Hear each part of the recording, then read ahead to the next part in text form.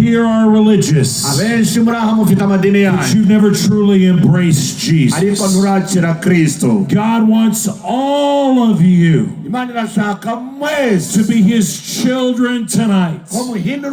God wants to give you the gift of salvation. None of us can earn salvation. It's God's free gift to you. He's offering it tonight. He offers it every time the gospel is preached. Tonight I'm going to ask you to make a decision. It's a decision to surrender your life to the Lord Jesus Christ. God wants all people to be saved and come to a knowledge of the truth. This happens when we believe in Jesus. God wants you to believe in His Son Jesus tonight.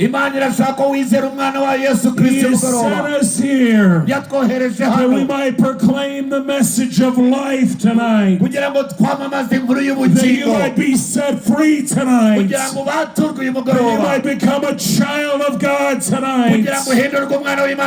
Today is the most important day of your life. If you embrace Jesus today, the Spirit of the Lord is here. He's drawing you to Jesus. Tonight I'm going to preach from the Word of God, and then I'm going to call you to surrender your life to Christ. Understand that God knows you. Some of you are really struggling right now. You've lost hope. You've wondered, is there any way for me? You might be faced with an impossible situation right now, and you're wondering, can God help me? Or maybe you are afraid. You're afraid of something, and you've been living your life bound in fear. Tonight Jesus wants to set you free. We're going to look at a passage of Scripture tonight that deals with death. But before I preach the word to you, I have a question. Are you ready to die? Are you ready to meet God? The Bible says that we will all stand before the judgment seat of Christ. Are you ready to meet the King of Kings and the Lord of Lords? Face to face. Because we will all see Him one day as He truly is. And my friends, today is the day of salvation. Tomorrow is not promised. Let today be the day of your salvation. Don't leave this stadium separated from God. Don't leave this stadium without the hope and promise of eternal life. Don't leave this stadium without surrendering your life to Christ. And if you can hear me and you're outside of this stadium, know that God is calling you tonight. He's calling you by name to come to Jesus. So tonight we're going to look at a passage of Scripture about one man, one father, and his daughter. This is found in Mark chapter 5. Let me pray for us before I open the word. Father, right now, I come before you in Jesus' name, crying out for the soul of each person here, that they would be saved. Lord, I pray that no one who hears my voice now would ever experience hell. I pray that every person here and every person that hears this message would be saved, would be a child of God, would be forgiven and free. Father, I pray that you'd move in every heart. Lord, let your word go forth. Let your word go forth in the power of the Holy Spirit, and prepare every heart now to receive Jesus. Lord, there are many people here today that are hurting, that have given up hope. Lord, let today be the day of their salvation. Father, in Jesus' name, and by the power of your Holy Spirit, give them eternal life tonight. Oh Lord, open their ears, open their minds, open their hearts, and anoint me and John. Speak through us the very words of God, and draw every person here to yourself, Father, for your glory and for their good. Lord, let them experience your grace tonight. Speak now, Father, we pray. Let Jesus, your Son, be exalted and glorified, and bring salvation from the oldest to the youngest here. Draw them all, Father, I pray. In Jesus' name. Amen. Amen. Hear the word of the Lord. And when Jesus had crossed again in the boat to the other side,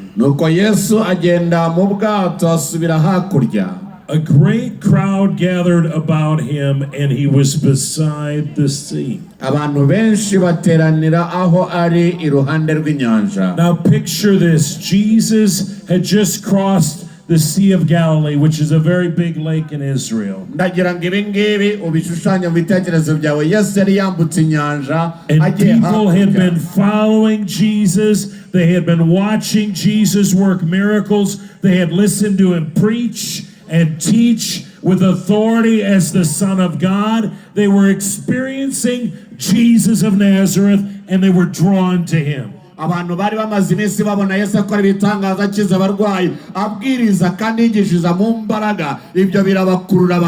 he crosses the Sea of Galilee to the other side,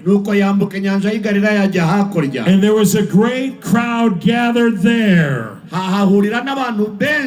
waiting for him and listening to him.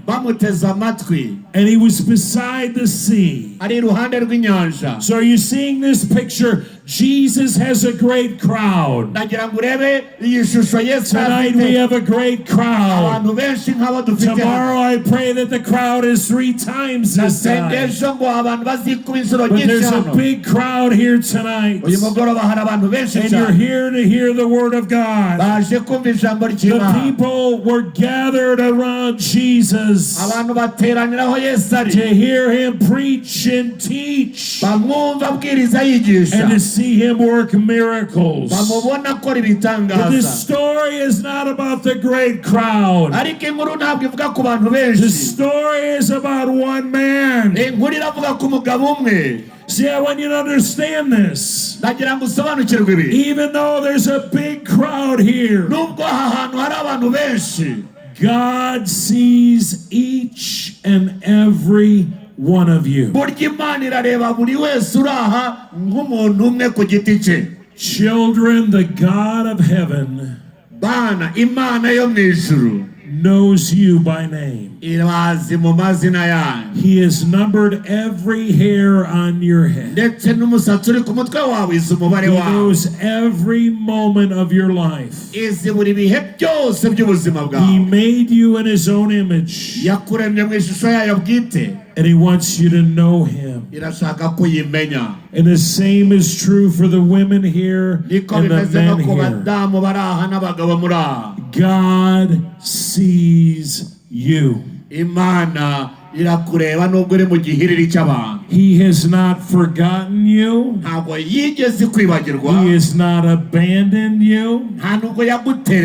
He has not forsaken you.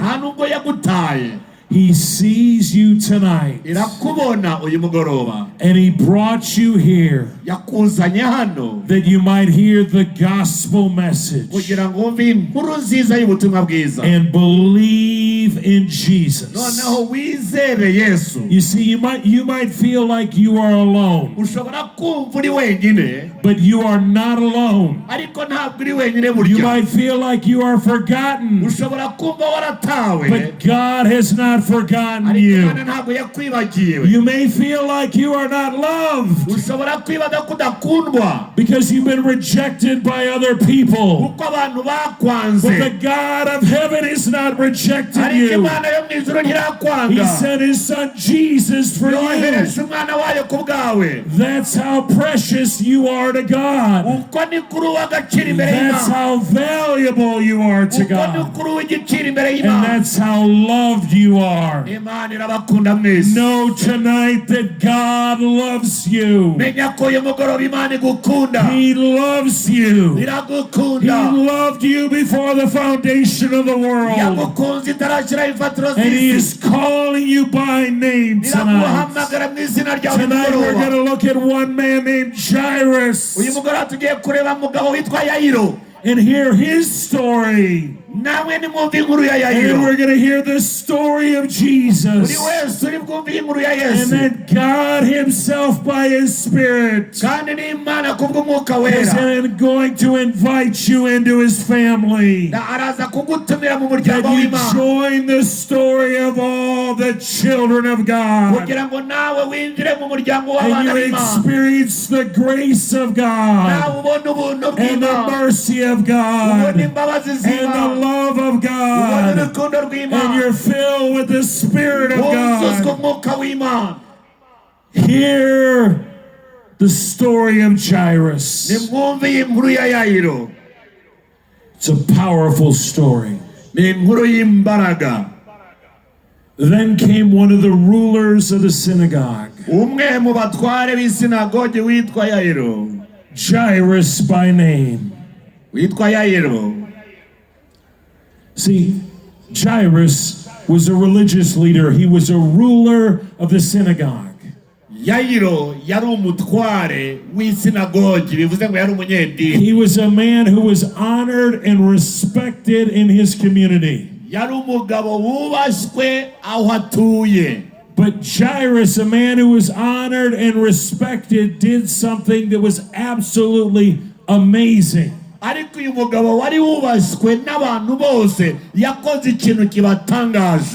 in Africa we know that generally men do not run.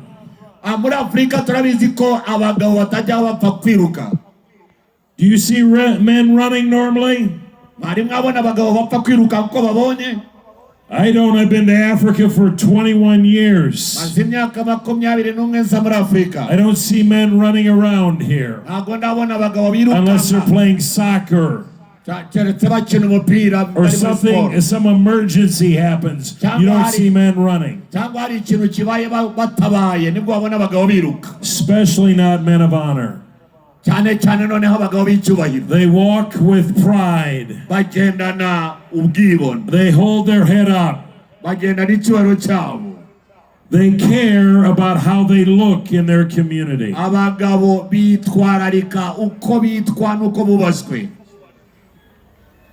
But Jairus in this story, and we find this in another gospel, we find Jairus actually did something that was shocking. Jairus, this honored, respected religious leader,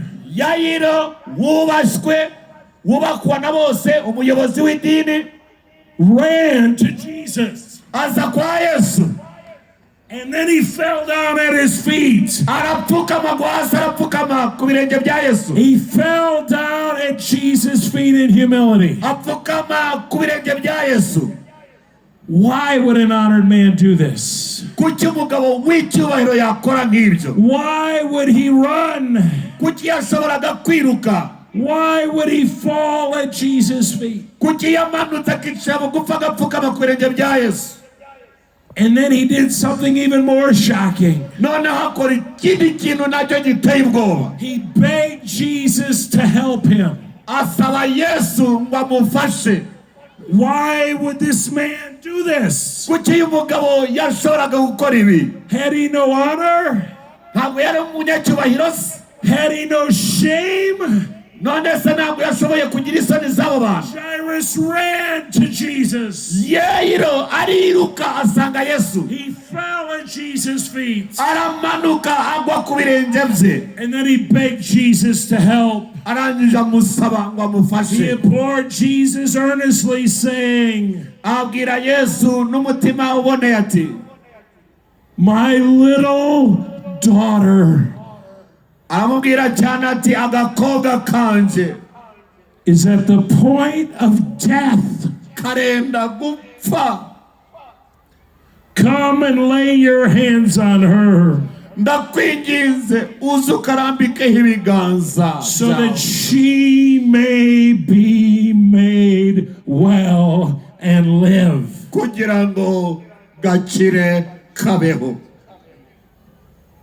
Jairus was a father who loved his dying daughter. And he was desperate. Jairus was a religious man.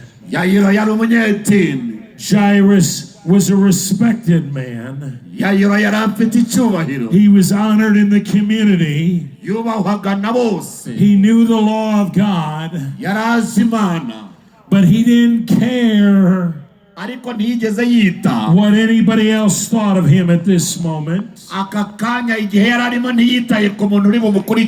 he knew that all of his religious knowledge, which was much, could not save his little girl. In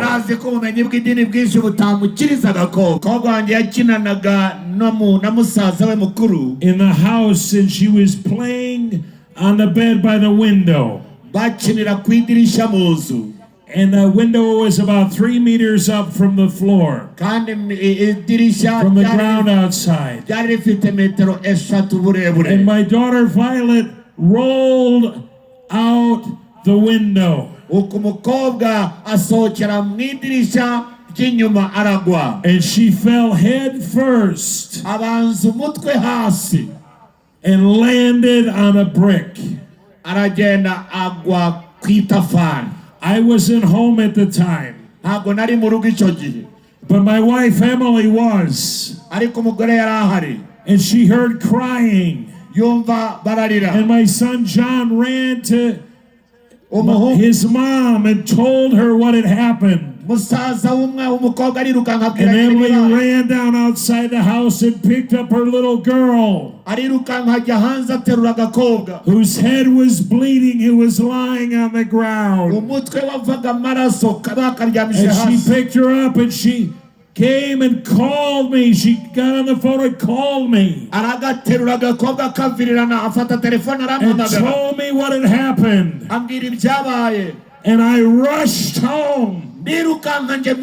I was desperate to get to my little girl. I didn't care what anybody thought of me as I was driving fast through traffic, trying to get home to my little girl. I didn't care what anybody thought, because I had to get to my little girl. I needed to make sure my little girl was going to be well. Jairus' daughter was dying, and Jairus loved his little girl, and he knew religion could not rescue his daughter. Tonight, many of you have religion, and you're hoping that your religion will reconcile you to God. So you're trusting in your religion. But the Word of God says there's a way that seems right to a man, but its end leads to death. See, Satan does not care what path you're on.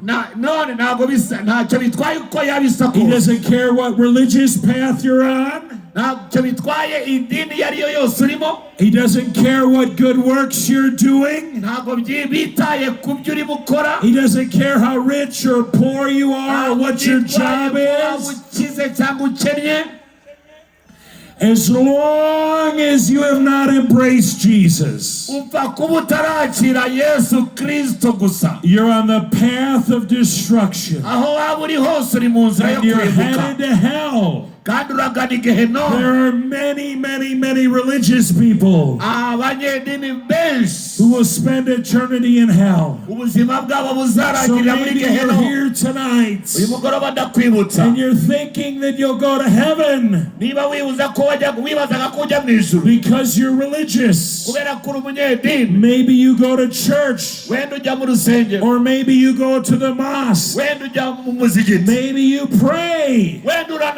Maybe you try to help other people. Being religious, doing good works, performing rituals cannot save you. Jairus' daughter could not be saved by anything Jairus did. But Jairus had heard of Jesus, and he knew Jesus was there.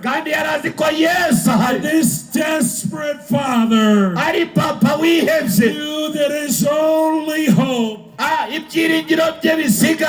was to come to Jesus and to beg for mercy. Tonight, your only hope, whoever you are, whatever you've done, from the most saintly person here to the biggest sinner here, your only hope is to cry out to Jesus for mercy. Tonight is a night of mercy. Tonight is a night for desperate people to come to God.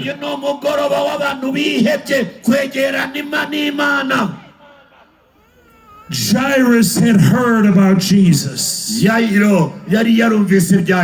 But it wasn't enough just to hear about Jesus for his daughter to be saved. ariko ntabwo byari bihagije kugira ngo yumve Yesu agakobwa kabashe gukira. He had to come to Jesus. He came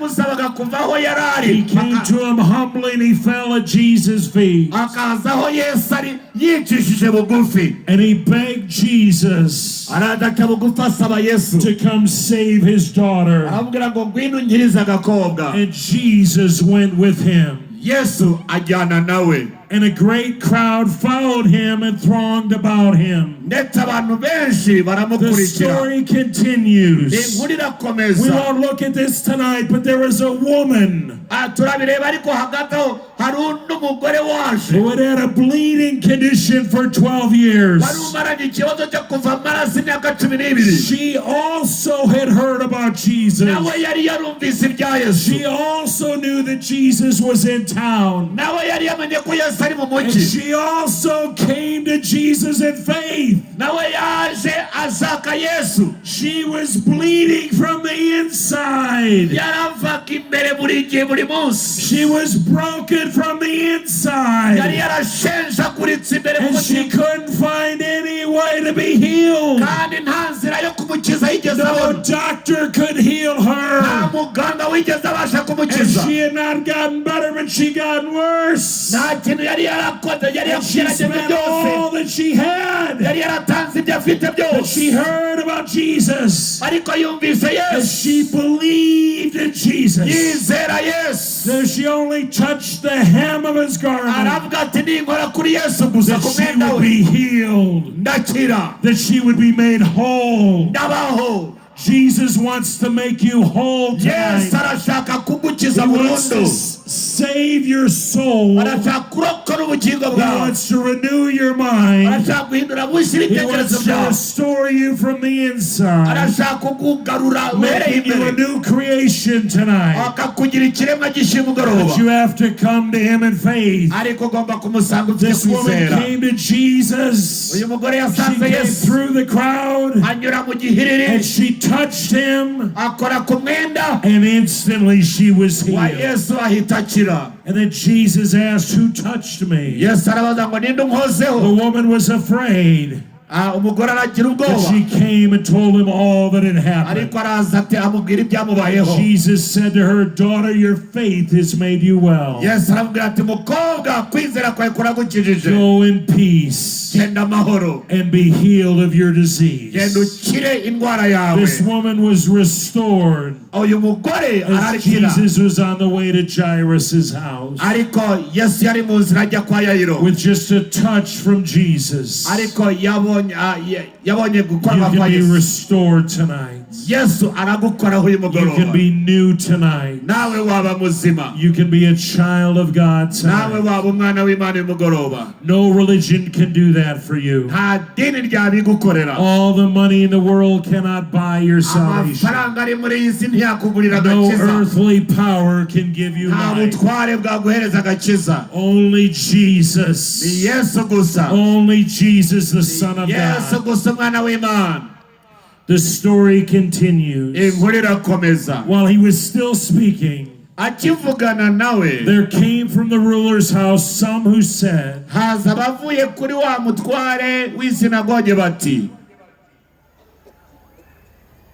your daughter is dead. Why trouble the teacher any longer?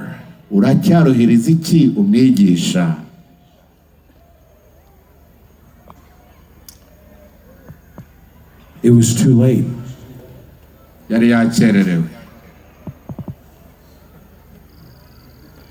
Jairus' daughter, his precious daughter, had died. The worst report possible came from Jairus' home.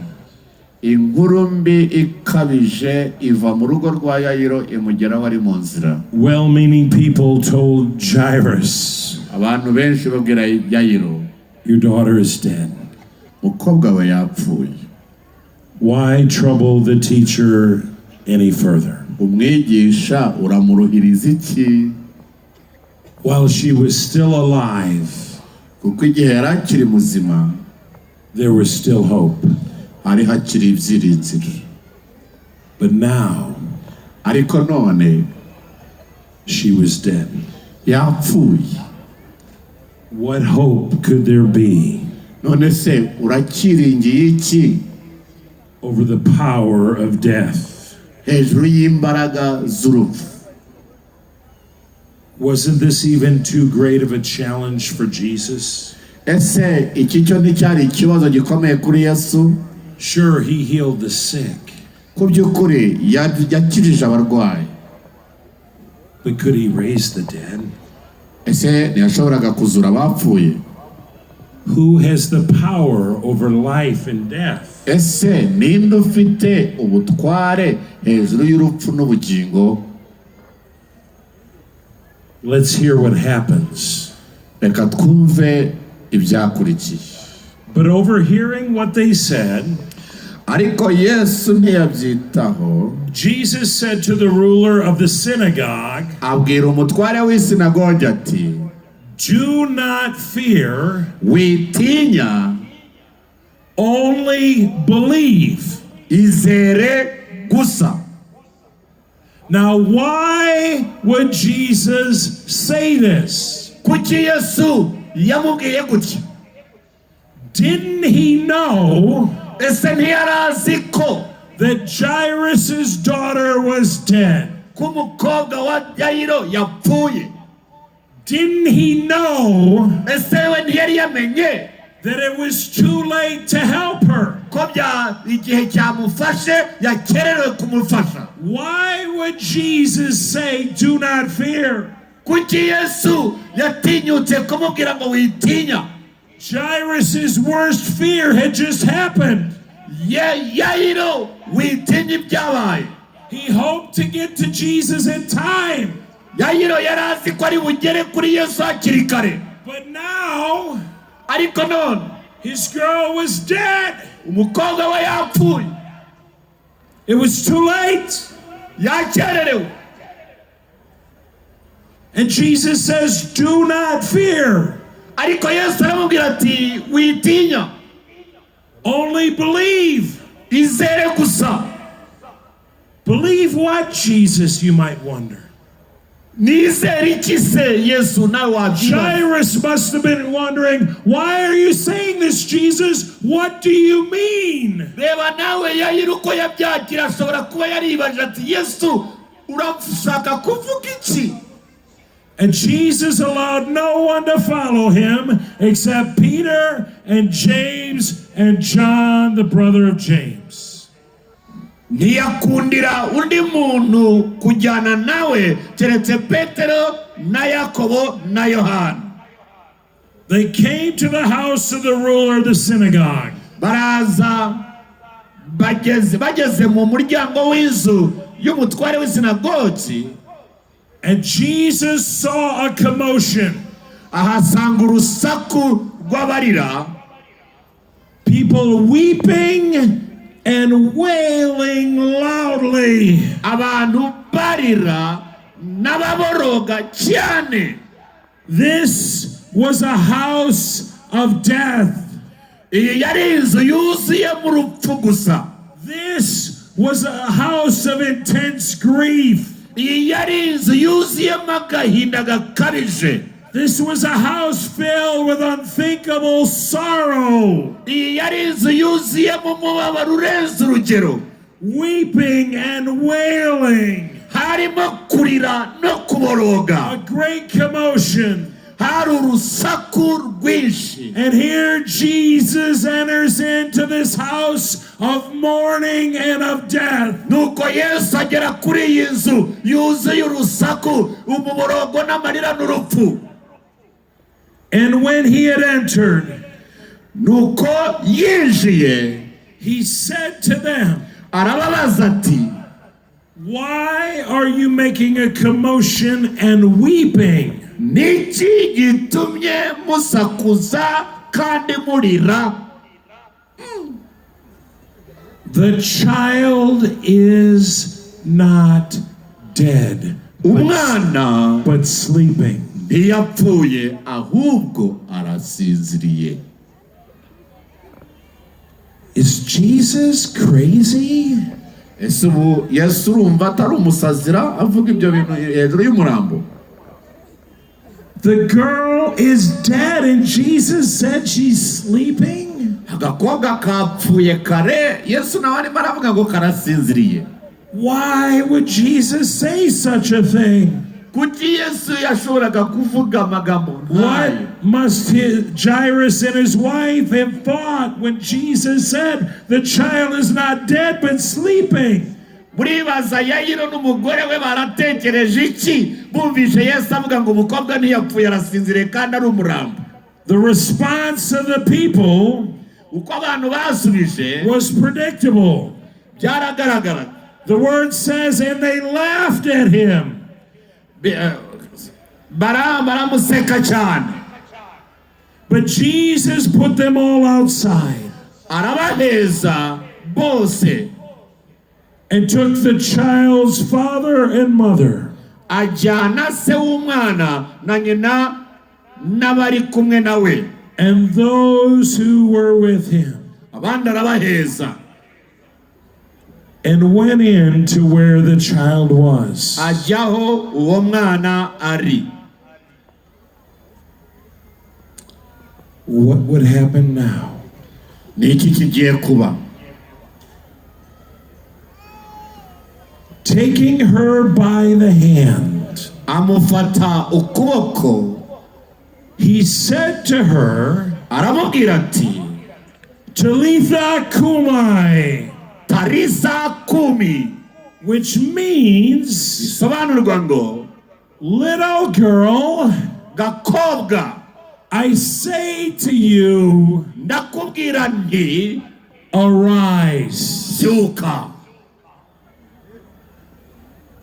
And immediately, uwo mwanya, the girl got up and began walking. Ako gakobwa karabyuka karagenda. For she was 12 years of age. Kuko kari kamaze imyaka 12 kavutse. And they were immediately overcome with amazement. Uwo mwanya barumirwa cyane. Here is this 12-year-old girl lying there dead. And Jesus takes her by the hand. And he says to her, little girl, I say to you, arise. And the girl rose to life. Her spirit returned into her body. And she got up and walked around. And everyone was amazed. They were overcome with amazement.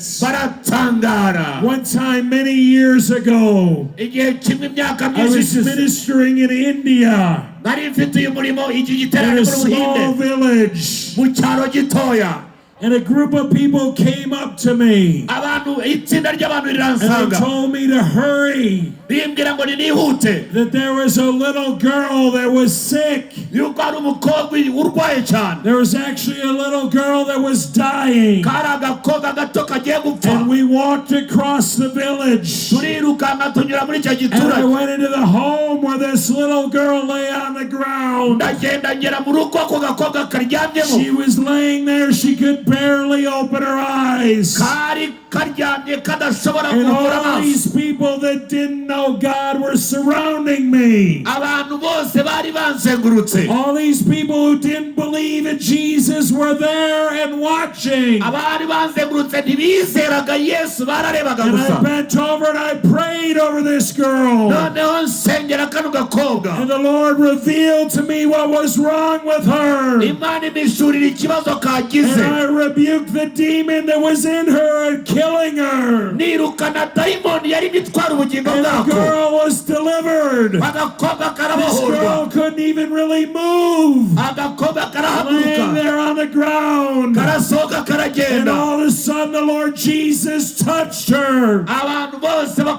And this girl got up before everyone. And everyone was amazed at the power of God. God is a God of power. God is a God of authority. Jesus is the Son of God. He has all power, all authority. He is the one who created the heavens and the earth. And he has the authority and the power over life and death. So when he commanded Jairus' daughter to rise up, she had to obey the word of God. God is calling you tonight to rise up and believe in Jesus. I want all you to stand up wherever you're at. In just a few minutes, I'm going to invite you to receive Christ. But I want you to stand up now. Jesus went into a house of death and he brought life. Jesus wants to do that in you today. The Bible says that we are dead in our trespasses and sins. Yes, we're physically alive, but we're spiritually dead. And today Jesus wants to make you alive. He wants you to be born again. He wants you to be a new creation. But you have a choice to make. Jairus had a choice to make. He could just let his daughter die. Just hope in his religion. Or he could come and fall at the feet of Jesus and beg Jesus for mercy. Tonight you can cry out to Jesus and receive mercy. You can cry out to Jesus and receive grace. You can cry out to Jesus and cross over from death to life. Jesus is calling all sinners. He's calling all religious people. He's calling everyone to come to him. Jesus raised Jairus' daughter from the dead. And he will give you new life tonight if you turn to him in faith. And Jesus strictly charged them that no one should know about this. So it wasn't time for everyone else to know that. And told them to give her something to eat. Obviously, word got around. But Jesus came to earth on a rescue mission. He came to take away the power of death. He came to take the judgment of sin. Your sin has separated you from God. And God in his love sent his son Jesus from glory. He left glory for you. Born of a virgin by the power of the Holy Spirit. Jesus, the Son of God, entered into his own creation, lived a sinless life, lived a perfect life. He worked great miracles. He healed the sick. The Son of the Father. And then Jesus went up to Jerusalem to pay the price for sin. Once and for all. Jesus, the Son of God, took the judgment of sin. He took your judgment. When he went to the cross, he was betrayed. He was condemned. He was beaten. yarakubiswe. He was forced to carry his own cross. Yategetswe. Hallelujah. Whatever problem you have been facing, buri kibazo wari ufite, the time has come igihe cyageze for you now to enjoy peace. kugira ngo ubone amahoro uyu mwanya. And in the peace of your businesses, mu kazi wakoraga, the peace of healings, amahoro azanwa no gukira, the peace of businesses, amahoro aza mu kazi wakoraga, marriages, mu rushako rwawe, barrenness is broken, ubugumba bukuweho, and all that you are facing is gone in the mighty name of Jesus. ibyo wanyuragamo byose imbaraga y'Imana ibikuyeho n'izina rya Yesu. Hallelujah. Hallelujah. And the Bible is saying Bibiliya iravuga this is going to continue ibi birakomeza as you also continue being faithful to God. aya mahoro ubonye uyu munsi uzayagumana nuguma mu Mana. So these papers that you have signed, akagapapuro wanditseho amazina yawe, it means you have to go to church. bivuze ko hari itorero ugiye kujyamo. And as you continue to grow in your faith, nukomeza mu rugendo rwo gukura muri ako gakiza wakiriye, you will see even greater things happening in your life in the mighty name of uzabona Jesus. ibintu biruta ibyo ubonye umugoroba bikoreka mu buzima bwawe bikorwa n'Imana.